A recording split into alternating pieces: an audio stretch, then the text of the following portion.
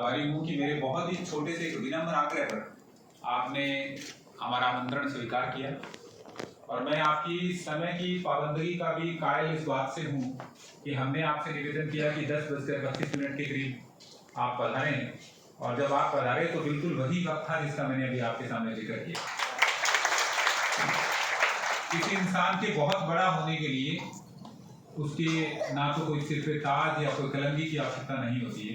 छोटी छोटी चीज़ें ही बताती हैं कि आगे से हम क्या सीख सकते हैं। तो मैं सर को इस चीज़ के लिए धन्यवाद दूंगा। मैं अभी जब जिला कलेक्टर जयपुर था उस वक्त भी आपके साथ काम करने का मुझे अवसर मिला था, तो मुझे लगा कि आपसे बेहतर तरीके से हमारे इस कार्यक्रम में मुख्य अतिथि के पद को कोई और सुशोभित नहीं कर सकता है, इसलिए हमने आपसे मंच पर हमारे साथी राम गोपाल जी, ताराचंद जी, मनोज जी, मनमोहन साहब मेरी आंखों के सामने मौजूद, हमारे समस्त जिलों की ब्लॉक की कार्यकारिणी के लोग, वो सारे लोग, मातृशक्ति मौजूद है, वो सारे लोग जिन्होंने यहाँ कंपटीशन में भाग लिया है, वो सारे लोग जो प्रत्यक्ष और अप्रत्यक्ष रूप से इस रक्तकोष फाउंडेशन के साथ जुड़े हुए हैं।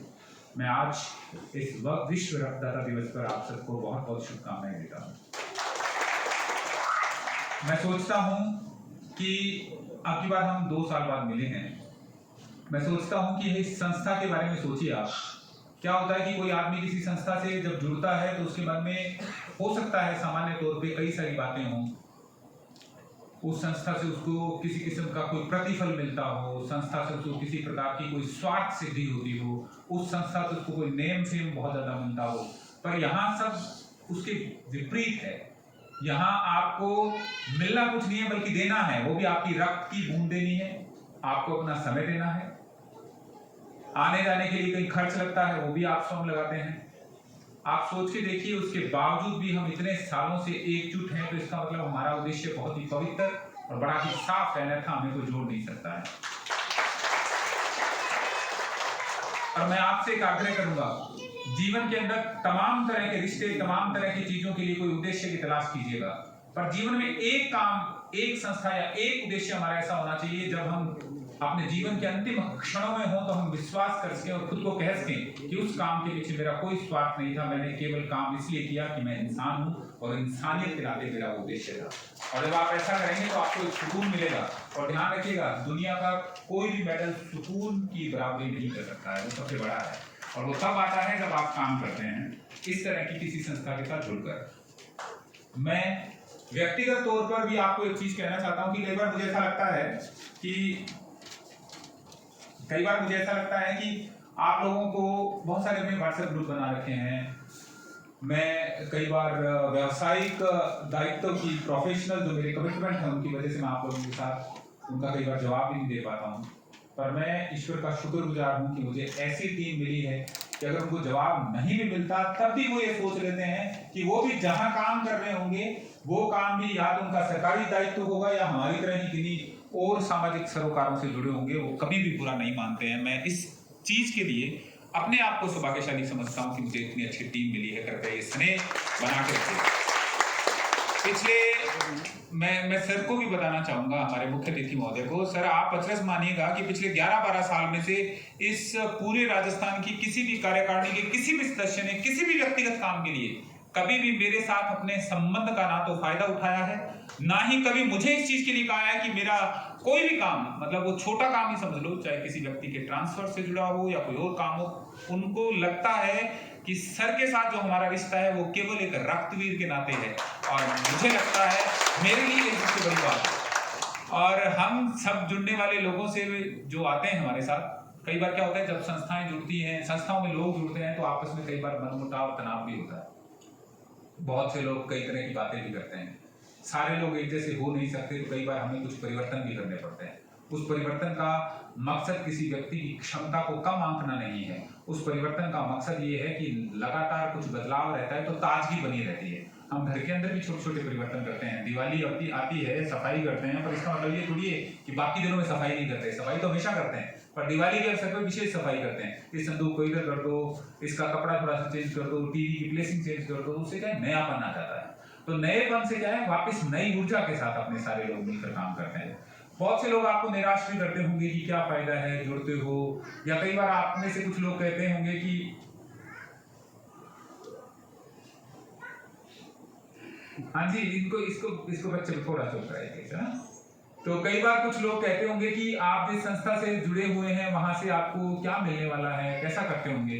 कुछ लोग आपको कई बार नकारात्मक विचार भी आपके दिमाग में डालते होंगे, पर ध्यान रखिएगा, आपकी कभी बहस किसी बदतमीज आदमी से हो जाए ना, तो हार मान लेनी चाहिए, क्योंकि आप कितना भी जोर से बोल लें, कुत्ते से अच्छा भौंक नहीं सकते हैं। इसलिए आप सोचिए, कई बार पता मुझे क्या लगता है, भगवान श्री कृष्ण से हम बहुत कुछ सीख सकते हैं। देखिए जरा, मतलब उनके पास शक्ति है, फिर भी 99 गालियों को सुनने का हिम्मत रखते हैं वो, है ना। द्वारिका उनके पास है, पर सुदामा को मित्र बना लेते हैं। मृत्यु के फन पर, सांप पर है ना, मृत्यु के फन पर नृत्य करने का सामर्थ्य उनके पास है। वो इतने सामर्थ्यवान है, फिर भी सारथी बनना पसंद करते हैं। कितनी सारी चीजें हैं, हम बहुत धीरे के साथ जुटे रहें, काम करते रहें। ये बड़ी ना विचित्र चीजें हैं इस दुनिया के अंदर। आप समुद्र, दरिया देखते हैं ना, समुद्र के पास समुद्र की लहर आती है और सीपी छोड़ जाएगी, तो किसी बच्चे को सीपी मिली, सीपी के अंदर खोला तो उसके अंदर मोती मिला, वो बोलता है समुद्र तो बहुत दयालु है। एक मछुआरा है, वो समुद्र में गया, मछली पकड़ के ले आया, उसका परिवार पल रहा है, तो बोलता है समुद्र पालनहार है। एक बूढ़ी माँ बिलख रही है, क्योंकि कुछ दिन पहले उसका बच्चा समुद्र में डूब गया था। वो कहती है समुद्र बड़ा कातिल है, मार देता है। बहुत लोग नीचे लिख रहे हैं, कोई कातिल लिख रहा है, कोई पालनहार लिख रहा है, कोई दरियादिल लिख रहा है, कोई भगवान लिख रहा है। इतने में समुद्र की लहर आती है और सबका लिखा हुआ मिटा के चली जाती है। समुद्र को कोई फर्क नहीं पड़ता, कोई उसको पालनहार कह रहा है, कातिल कह रहा है, क्या है। हम भी ना इस दुनिया में देखिए, अगर आपके अंदर जो ऊर्जा है उसको बना के रखिएगा, बहुत सारे लोग मिलेंगे।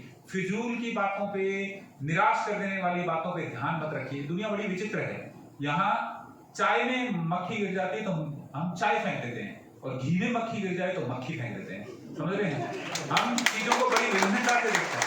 आप अपने विचार बड़े स्पष्ट रखिए, लोग आपको बहुत निराश करेंगे, बहुत परेशान करेंगे, आपके बारे में 10 तरह की बातें कर सकते हैं, उनसे फर्क नहीं पड़ता है। जब किसी इंसान को लगता है ना कि मैं उसका बराबरी नहीं कर पा रहा हूं, तो वो हीनता में आकर, ईर्ष्या में आकर बहुत सारी चीजों से आपको निराश करेगा।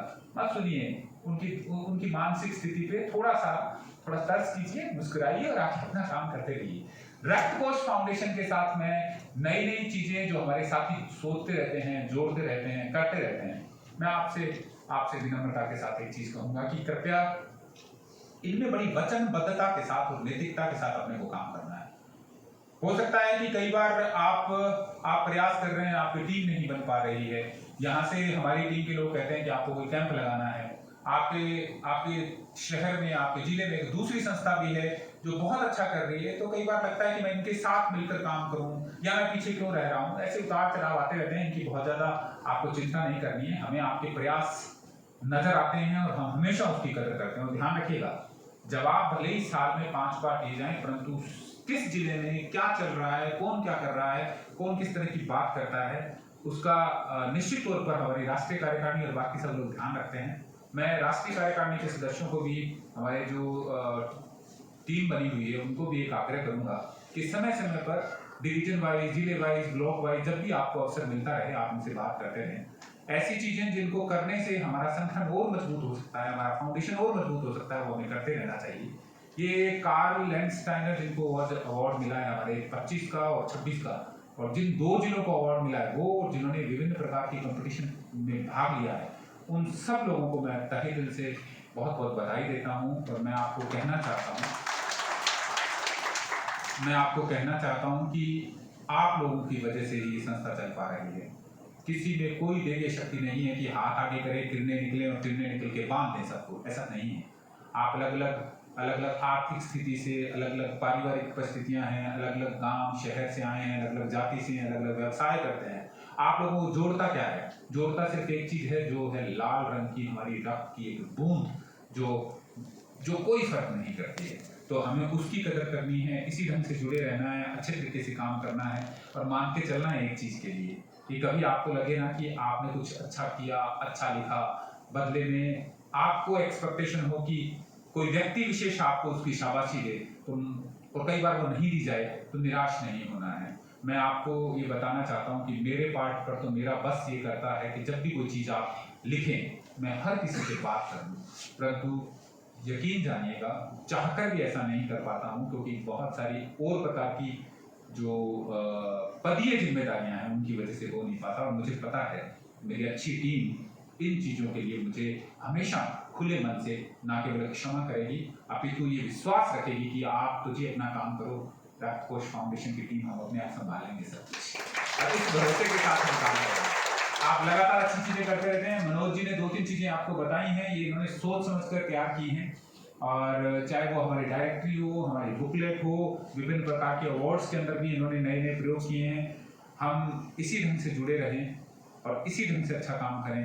आपकी एक पहचान जो मुझे भी आपके बराबर और आपको मेरे बराबर और हम सबको इंसानियत के लिए एक साथ रखती है, वो है हमारा रक्तदान। उसको हमें करते रहना है। मेरी तरफ से आपको बहुत बहुत शुभकामनाएं। आपने समय निकाला, आप आए। आप में कुछ लोग कल शाम को आगे जो दूर के थे, कुछ लोग सुबह चले।